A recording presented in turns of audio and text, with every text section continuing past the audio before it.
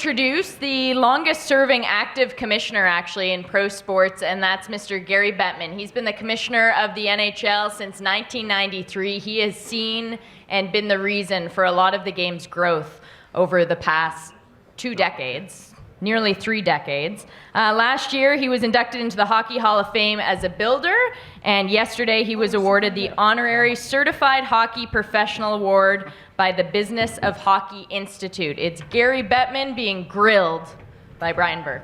Yeah, I don't think so. Okay, first off, I am a big fan of this gentleman to my left. I had the pleasure of working for him for 5 years.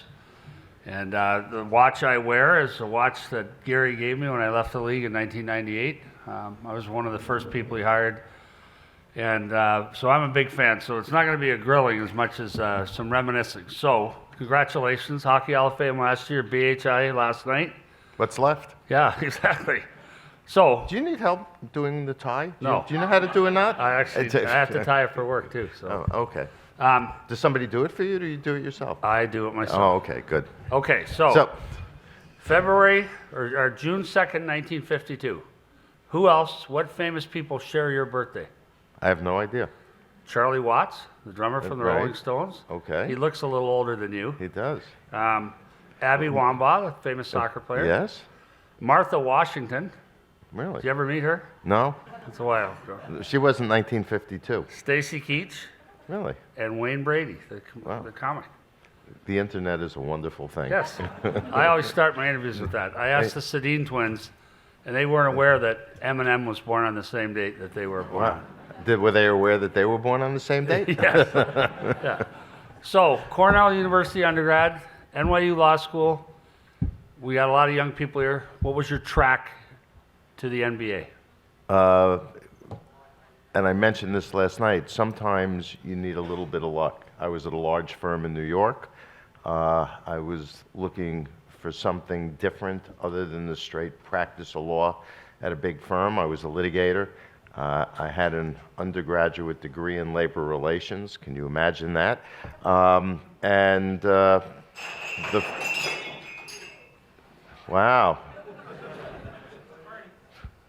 You okay?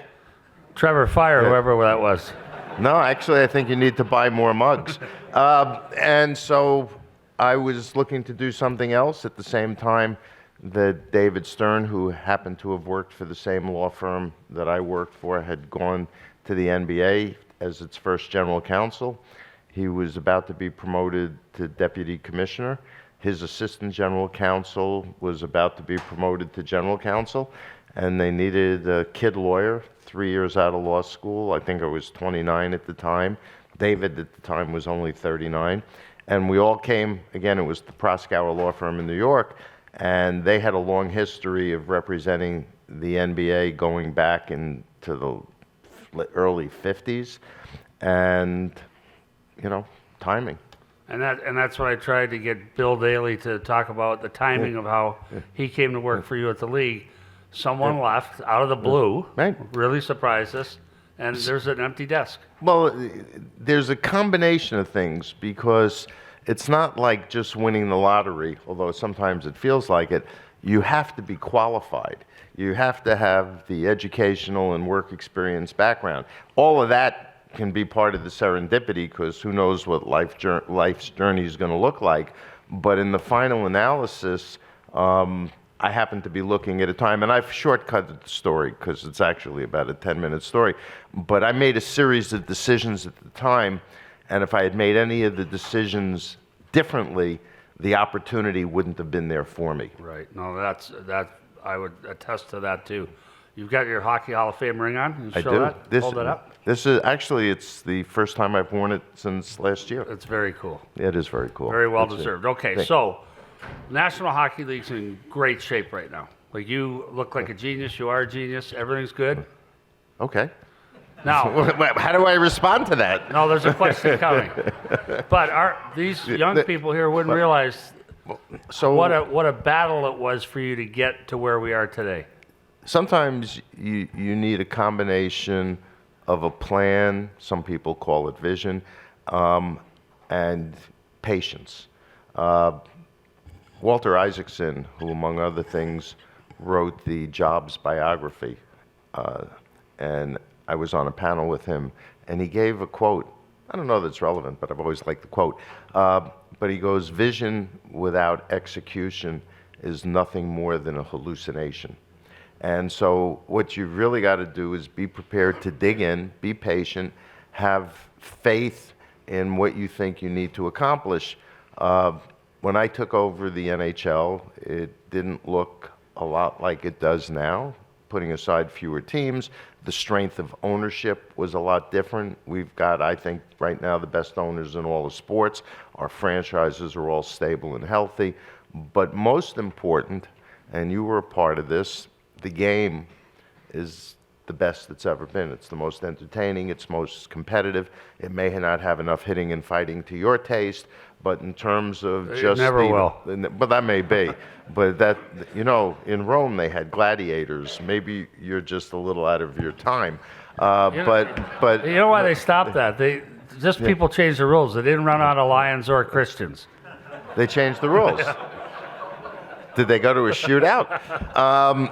But at the end of the day, we had to make sure that we had a healthy, competitive game, because everything we do, the marketing, the promotion, the expansion, the media outlets, the social media, none of it matters if the game isn't good. And the game is about as fast, as entertaining, as skillful, and as unpredictable. Our competitive balance is extraordinary.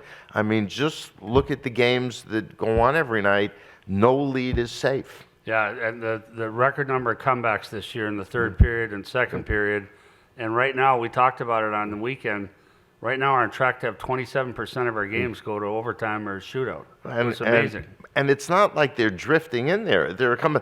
I mean, what was the Florida game against Boston? 4 goals. Yeah. I don't think in the 100-plus year of the Bruins they ever lost the game where they were up by 4 goals going into the third period. There were some marginal refereeing calls, but oh, stop it! Hey, and you know what? That's the legacy you left. You were responsible for the officials at one point, and I guess we're still recovering. Well, they were smarter when I was there. That's it. Same now, group. Yes. Again, focusing, the league is in great shape. It's all on your watch, all your leadership. No, hang on. But just for, again, the young people here, you say stability of ownership. It wasn't always like that. We had some owners go to prison. We had 5 relocations, 6 relocations, and you had to steer the ship through all of this. I say this with admiration, not taunting you about it. It's amazing where we got. I don't take it as a taunt. Yeah. But when you have, you know, people talk about problems, challenges. I view them as opportunities, because my belief when I came to the league, and it's still my belief to this day, is we've got a great game, we've got great people on and off the ice, and we have unlimited potential because the game and the people are that good. And instead of being consumed by daily problems, when you get a chance to get a strong foundation, which is what we had to work on, and build off of that, the opportunities are limitless. Yeah, I agree with that. But you said that right when you started in 1993, when it didn't look that rosy to me. It looked rosy enough that I got you to leave Hartford, as you were the youngest GM in the league, to come join me. Yeah. Yeah. About an hour before the guy was going to fire me, I think. But oh, I didn't know that. Oh, I could have negotiated tougher with you. That's my longest tenure. Gary's been there 30 plus years. My longest shift has been 6.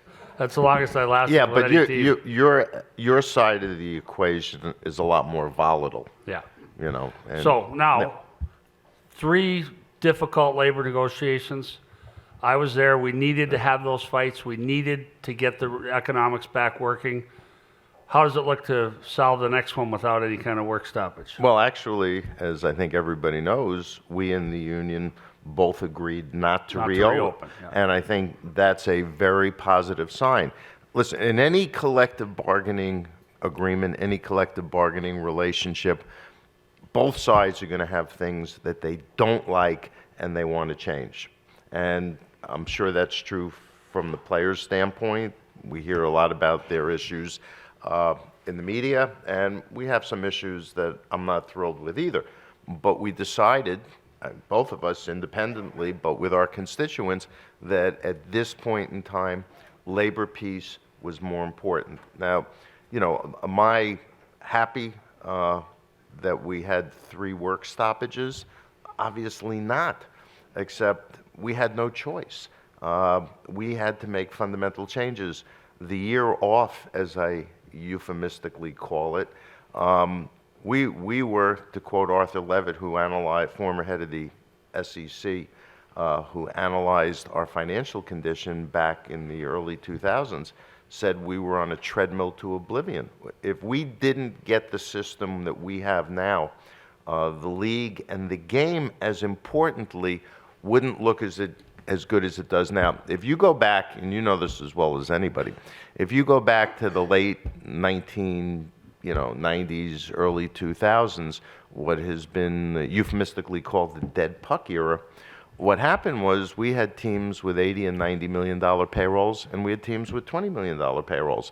And in a series of conversations I had at the time with a coach of a $20 million payroll team, said, how are you competing against, at the time, Detroit, who had, 6, 8 people that were going into the Hall of Fame?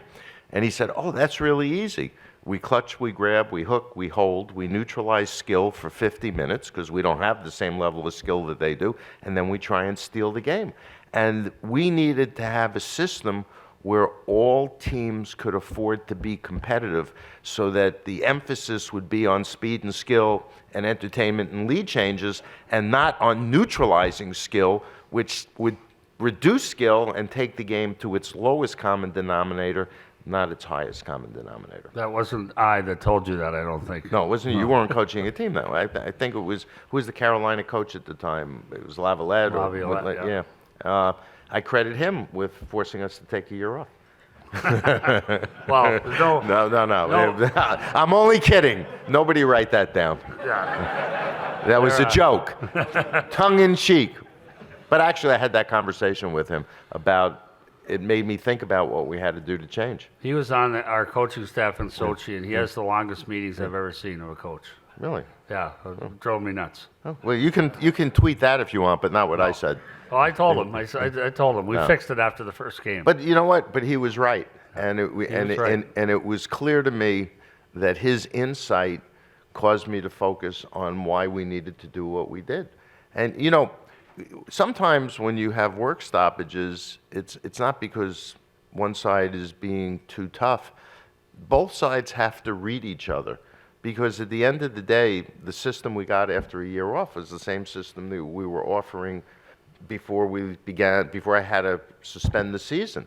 And so, understanding the toughness or the commitment of both sides in any negotiation is important. Now, having said that, up until 2004, 2005, in every collective bargaining situation in any sport, the owners always gave in. And so I suppose the union had no expectation that anything else would happen in this case. But I understood where we were, and more importantly, the owners of the teams at the time understood where we were and what we had to do. So I had their support to do what was necessary, and I think it came as a big surprise to the union when we actually announced we were canceling the season, which I guess I did in early February of that year. And the qualities we value so much in our hockey players make them recalcitrant subjects in collective bargaining. Well, I wouldn't say they were recalcitrant subjects. They're smart guys. They know what they want. They're fiercely competitive, and there's probably nothing more competitive than collective bargaining. Yeah, we're so lucky in our sport. The athletes we have are just amazing. Well, and that's where I said a few questions ago that, to me, the most attractive thing about our game is the people, and it's not just the on and off ice personnel, it's also our fans. I think we've got the best, most passionate, most knowledgeable fans in all sports. So before we leave collective bargaining, the other side that most people I don't think understand is how extensive the revenue sharing plan the league has as part of the salary cap. Can you talk about that for a minute? Well, we wanted to have a system where all teams could afford to be competitive. You know, I remember when we finished the work stoppage, the year-long one, and we had the new system, and then Chris Pronger signed in Edmonton, and the immediate reaction was, wow, this is actually going to work. But there's enough money redistributed that all teams can afford to be within the payroll range that's been established. And it's that system, by the way, and how competitive teams can be. Listen, you're going to have some teams that don't have very good seasons, but there are other factors for that. It could be injuries, it could be, drafting poorly, it could be signing bad contracts, could be a lack of chemistry of the personnel you have. But at the end of the day, everybody can be competitive. And if you look at our regular season, every game matters. I mean, I think, and if I'm wrong on this, I apologize, St. Louis last year, this part I know, on January 3rd had the worst record in the league. Dead last. Okay. They made the playoffs, and I think they only had 2 more points in the regular season than Montreal finished with. I think that's right. Okay, 2 points, and they go on to win the cup. Okay, making the playoffs, really any team has a shot when the season starts. We give our fans hope, and once the playoffs begin, anything can happen, and every game matters in the regular season. So we decide we're going to expand to Las Vegas, putting aside the bona fides of going to that city, which we knew would be successful.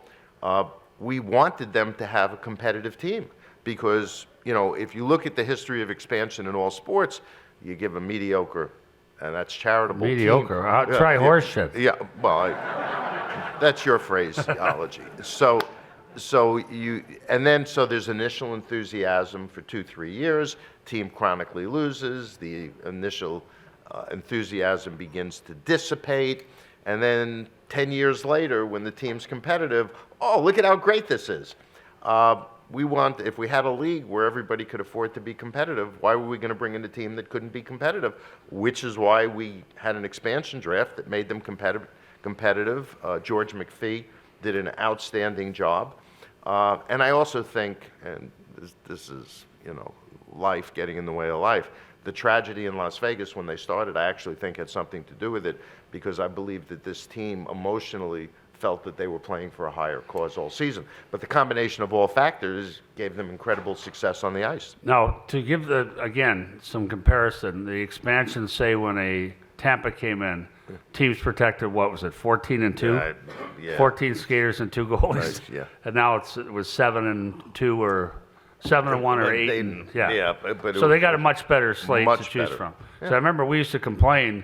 We'd give these expansion teams nothing and then complain to you that we couldn't draw when they came into our building. Well, that's not the case anymore. No, I mean, no. And the criteria that we look at historically when either you're going to expand or bring in a new owner, you want to look at ownership, you want to look at the market, and you want to look at the arena.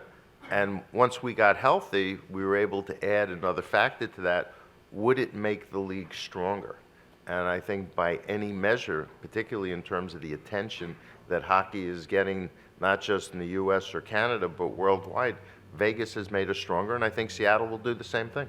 I was going to ask you about Seattle next. So they're coming in when for our audience here? 2 seasons, 2 right? seasons, yeah.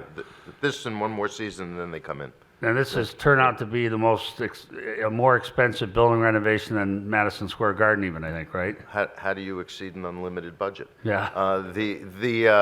Think about that. They're committed to doing everything right, everything first class, and they've taken an iconic site in Seattle, and they've left the roof. And they must, correct? Well, it was part of the deal. It's a with the national city. historic landmark. And they're digging down. Well, it's also part of where it is, quasi-residential. They didn't want anything higher anyway. And the roof is iconic, but they're digging down. It's going to be a state-of-the-art arena, and they're doing everything right. Todd Lewicki's doing a great job. David Bonderman is the lead owner, and they're committed to creating an excellent situation. And Seattle's a great town with an absence of winter sports. Yeah, I think it's going to be, having worked in the Vancouver market for a long time. Great geographic rivalry. Yeah, I think it's going to be great. I really do. So one thing, as I mentioned to you last night, one thing that you've done in your tenure, in addition to many other great things, but the National Hockey League has become a force for change and a force for philanthropic gain or usages and altruistic aims and charity work. So let's talk about that. First, let's talk about what you've done, the Willie O'Ree programs, the Learn to Skate. Let's talk about getting kids in the game who couldn't afford to otherwise. Well, it starts with a philosophy that we as professional sports have an opportunity, because of the platform we have, to make a difference in people's lives, to make statements, to educate, to raise consciousness.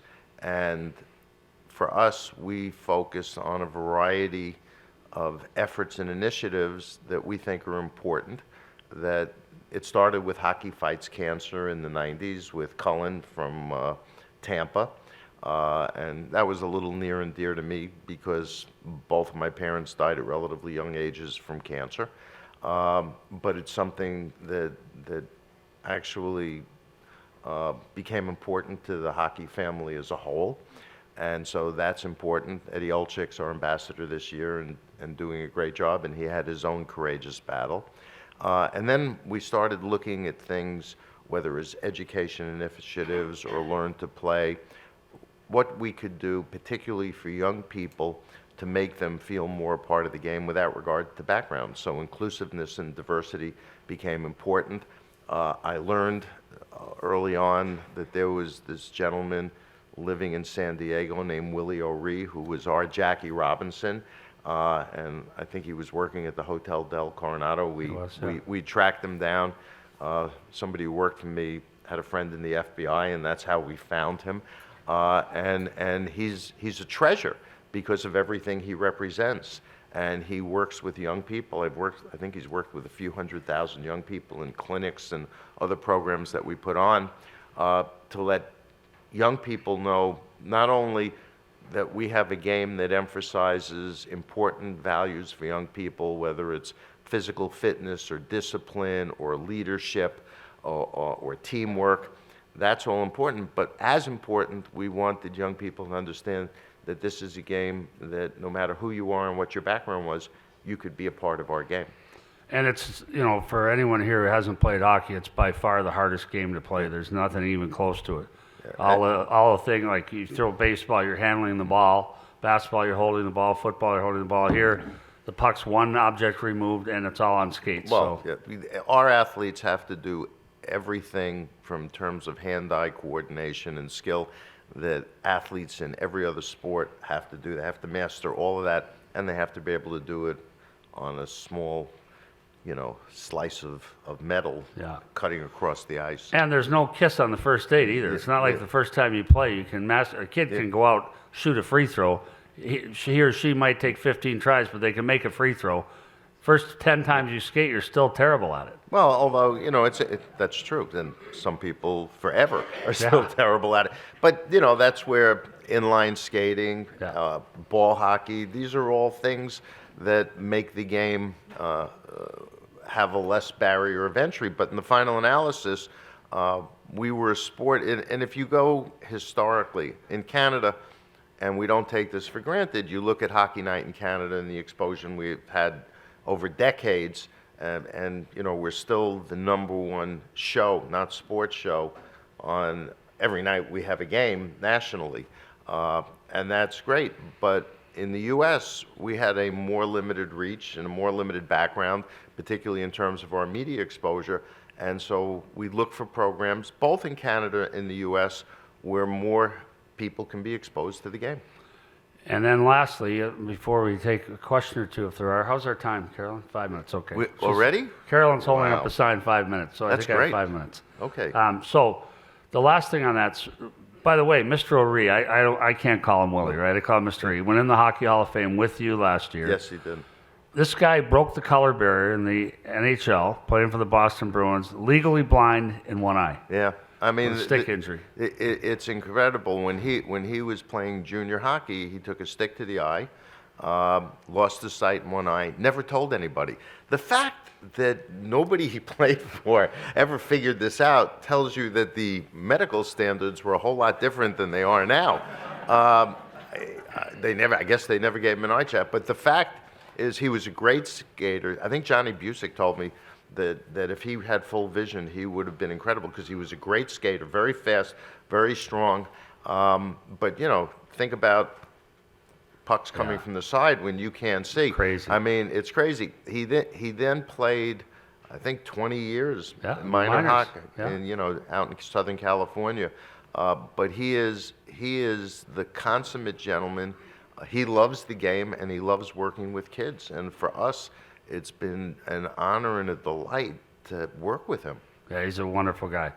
And I was at the league when we hired Mr. O'Ree. I still call him Mr. O'Ree, but I think when I got my physical, when I signed with the Flyers in 1977, I think the physical exam was pretty rudimentary. I think they made sure I had a pulse.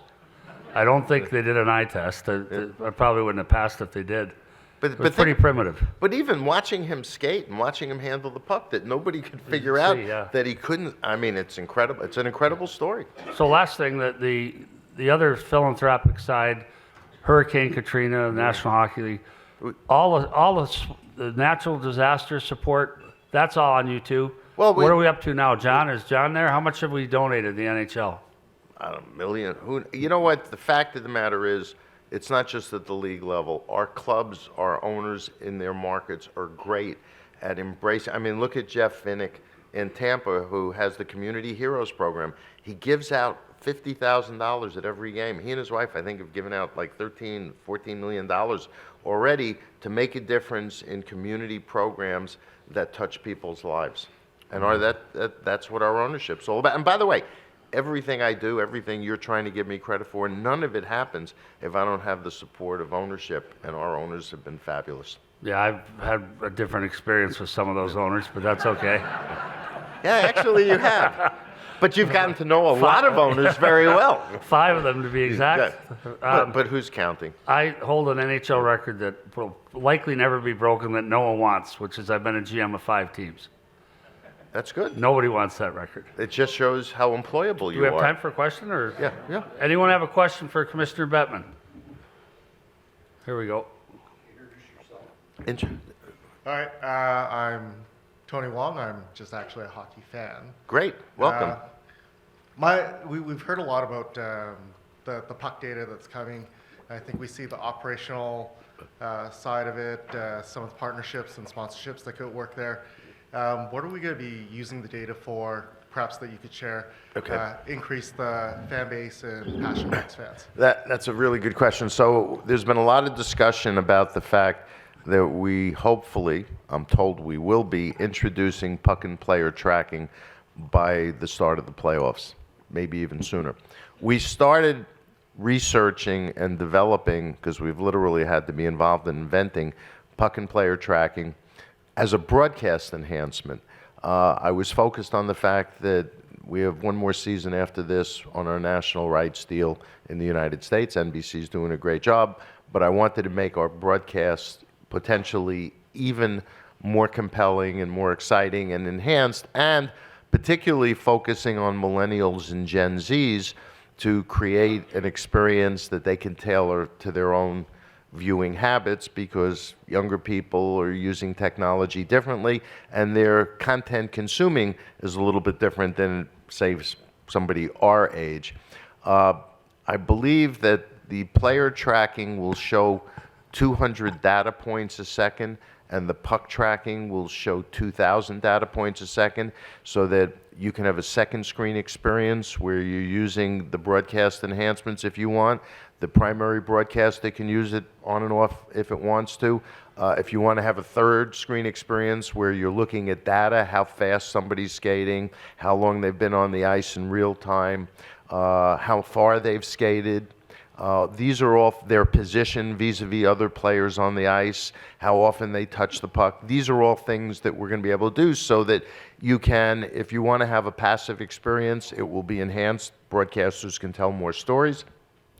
If you want to be more aggressive and tailor what your experience is to what you're focused on, you should be able to do that as well.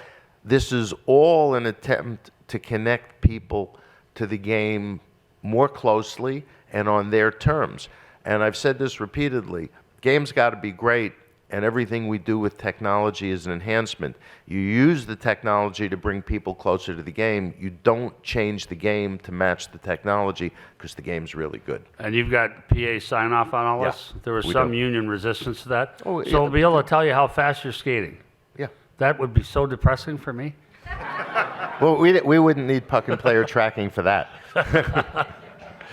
Thank you for the question. Hi. 1 minute, okay. Go ahead. Hi, my name's Megan Longpre. I'm from Durham College. In relation to the last question, I was going to ask something similar, but real-time tracking and refereeing and artificial intelligence and refereeing. Do you know where the game is going with that?